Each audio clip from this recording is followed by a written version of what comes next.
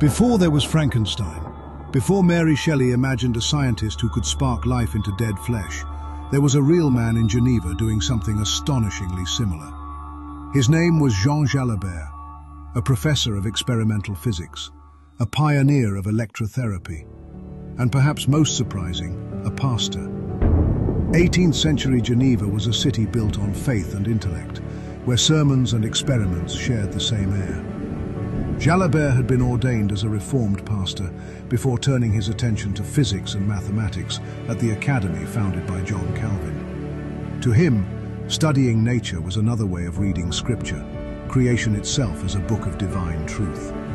In 1748, Jallabert conducted an experiment that made headlines across Europe. He applied controlled electrical currents to a paralyzed man's arm, and it moved. A lifeless limb, awakened by invisible power. The world gasped. Some whispered of sorcery, but Jallabert saw providence. Electricity, he believed, was one of God's hidden forces, a tool for healing, not hubris. Supported by Geneva's company of pastors, Jallabert continued to teach and experiment, never abandoning the faith that first shaped him. His career unfolded within the Reformed community, and no record ever hints that he turned away.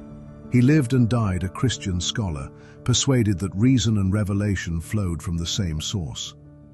Decades later, Shelley would set her novel Frankenstein amid these very mountains, drawing on the true electrical wonders of Geneva's past. Her story of life, death, and power gone wrong was born from the same fascination that once guided Jallabert's steady hands. Where Frankenstein's victor sought to play God, Jallabert sought to understand him. Where Shelley's tale warned of pride, his experiments reflected praise. Jean Jallabert never built monsters. He built understanding, bridging theology and physics, faith and electricity.